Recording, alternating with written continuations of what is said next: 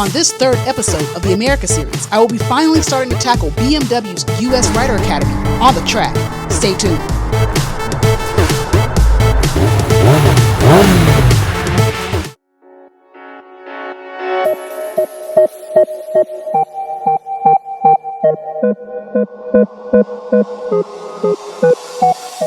Hello, my name is Asha. I'm an American living abroad who learned how to ride a motorcycle in Africa. It's July, and I'm at the BMW US Rider Academy in Greer, South Carolina, to see if I can learn anything that will help me to become a better rider in Africa, where I will be continuing my riding journey after my short stay in the US. Training is difficult to find in Cameroon, so I took the opportunity while here in the US to try to level up my skills. I originally started learning on a Chinese budget 125cc bike in Africa, but today I will be riding this. BMW's G310R Roadster. We will start off with greatly needed street survival skills. To truly master motorcycle riding in Africa, you actually have to be adept at both off-road riding and on-road riding. I did take an online road riding course with Yamaha's online champion training. See link above on the right to check out my review of that training. I definitely recommend that training, but now it's time for actual on-road training in person. This is a part of BMW's track that they use for both motorcycle and vehicle driver training. And I get to have this part of the track all to myself for a few hours. Before being on the track, we did some warm-up exercises just to allow me to get comfortable on the motorcycle. There are three main skills that my instructor will show me that is important for on-road safety. These skills will be a small subsection of their much larger street survival skills course. The first skill we are going to learn is emergency braking. I can't stress it enough how important this skill is. I heard once that it's not the speed that kills, it's the stopping. So if you want to move, knowing how to stop is just as important. In the Yamaha Champion online course, I practiced this on the field behind my house, but it was on a dirt field using a 150cc motorcycle with drum brakes. Now I get to try it on a proper street motorcycle with disc brakes.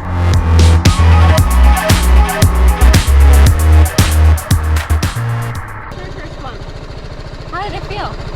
Pretty good. Good. All right, let's do the same thing again, all right? Okay. Just one little thing. Try not to get your foot off of the peg until you come to that stop. Especially if you're on a road and there's something on the side. If you have your foot hanging out, it might catch on something, all right? Okay. But overall, really good. All right, we'll do it again.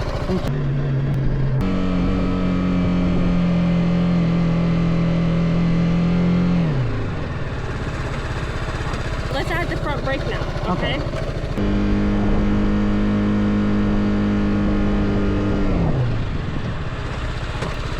Remember, boys and girls, always remember to use both rear and front brake when braking, especially on asphalt. It could be the difference between hitting and not hitting that cow in the middle of the road. So obviously on your bike back at home, you cannot do that. Yeah. Right. Oh yeah, I was feeling this click. Yeah. Was that the That's ABS? Yeah, that's ABS working. ABS is gonna click in there no matter what. Oh. Even if I don't do it a whole lot, it's just gonna yeah, it's click still gonna click in. You may not hear it as it revs. You wanna do it again a little bit faster? Sure. The BMW G310R has ABS brakes, like most modern bikes in the US. Since my bike doesn't have ABS, I wanted to be able to emergency brake on this bike without ABS, but that was not a possibility on this particular bike. After doing braking at the cones, my instructor decides to make the braking more dynamic by signaling when to brake. How was that? Did you like that? Yeah. So it's gonna be more like an emergency situation. That is why she is sort of jumping out on the side. And when she jumps out, that's my signal to brake.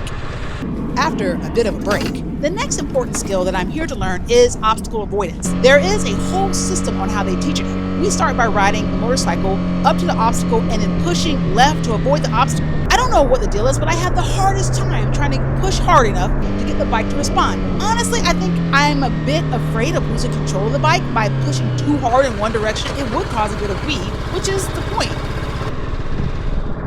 Okay, so not bad. Come up to that.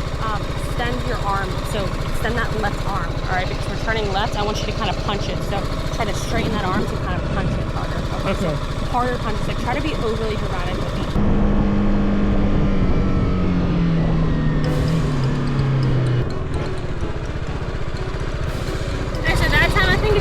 It was just a little awkward. So try to extend that.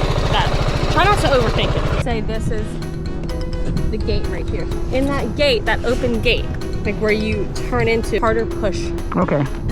Sounds good.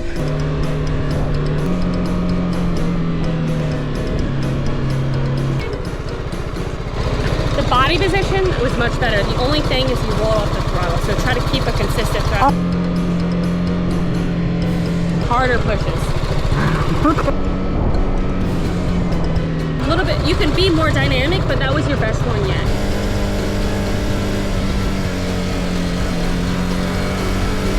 Push, push. Like it's literally gonna feel like that. Like dramatic, not your hips or anything. It's not like the handlebars are gonna turn that much. Right, but it's just gonna be done. You wanna do it some more? Or you wanna... Yeah. So the instructor pretty much has to remind me the entire time on this one point of pushing the handlebars with enough strength left on the handlebar. I don't think I got it as much as I should. I at least know what I need to do, and I have something to take back with me to practice once I go back to Cameroon. Okay, so the last one, that was my last one. Yeah, that was, I mean, you definitely got better. There's still, I mean, always there's an improvement no matter what level you're at. But Moving right along, the third skill that is important for every rider is navigating curves. After going through the Yamaha Champion online curriculum, which mostly dealt with how to navigate curves, I decided it would be a great opportunity to get a little in-person practice on the track. Time was very limited, however, so my instructor took some time to allow me to see and feel navigating curves through what is called early, mid, or normal and late apexes. The apex of a turn is a point at which the motorcycle will be at the closest to the inside of the curve, not necessarily the geometric center. So they put out these various cones to illustrate the point. The first set of cones represents the point when you start to lean your bike into the corner or start to tip into the corner. The middle set of cones represents where your bike would normally land as the closest point to the inside of the curve, or the apex. And the last set of cones is where your bike will be once you straighten up the bike to accelerate out of the corner. As you can see, taking an early apex shows that the bike would be on the far side of the lane or track. And so if there was oncoming traffic, for example, on that side, you would be more likely to hit it. Or you may be more likely to even run off the pavement if, for example, you had too much speed going into the corner. For the normal or mid-apex, I turn in later as seen by these first cones.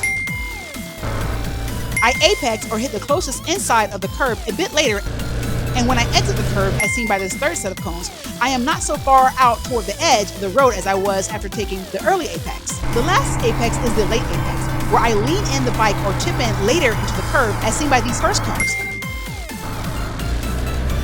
The apex is even later than the first two apex approaches, but once the bike leaves the curve to straighten up again, as seen by this last set of cones, I am not as far out towards the edge of the track as the first two apex approaches. In short, the safest way to take a curve is to lean in the latest as possible. Though this will require more braking upon entry, the benefit is that you can see further down the curve before committing to a lean angle and speed. And here are the 3 different ways to take a curve without pausing so that you can see the differences in real time.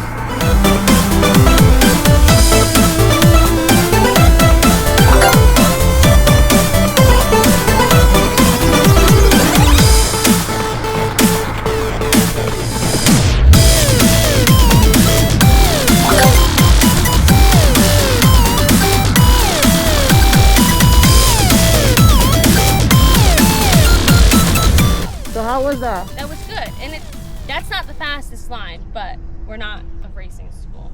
We're technically the onward class, so what we're doing is street survival. Yeah. No, that's good. I'm not a track person, so. The last skill that we work on was basically going back again to obstacle avoidance and swerving, but this time pulling in the clutch instead of engine braking, that is slowing by just removing throttle. Swerving with the clutch in makes the bike lighter and easier to maneuver to practice the movement of swerving. Totally wasn't prepared for that. I was just like, I don't know where my head was. It's your first time. It's so much information. It's your first time. Yeah. I'm not going to give you any feedback. I just wanted to go do it again. All right? Okay. Don't think about it. Okay. It may not seem like I'm going that fast here, but swerving at this relatively lower speed with no brake, not even engine braking, makes the cones seem like they are coming too fast to swerve. So here I instinctively let out the clutch so the engine braking will slow me down.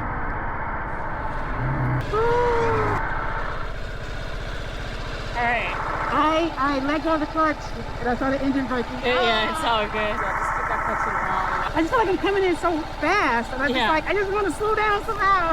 Yeah, I know. I'm just wanting to break. Yeah. Typically, this would be a learning activity in a progression, because in an actual swerve in real road conditions, the clutch will be out to allow for engine braking. Doing the motion with engine braking can be a bit more difficult, so this exercise normally helps get the practice of the motion down better. If we had more time, we would add braking as well, but unfortunately our time was really limited on the track. With the clutch in, it was actually easier for me to swerve the bike. In the end, I was able to swerve even better, so I wish we could have had more time to do it again with the engine braking and eventually adding braking first and then swerve, but again, there just wasn't enough time. So it's good. Yay! You like it? Yeah, it was good. You did good with that. Thank You you. did better on that counter steering than you did earlier. A little better. Yeah, It looked smooth. You did good. thank you. So overall, I would say that this session was a success. It's time to go back now. I didn't get to do all the things I had in mind to practice, but I still had a great time on the track. In the next video, I will be doing my hardest training yet, off-road adventure bike training. And compared to that, this training was a cakewalk. Generally today went pretty well, until this very last bike drop.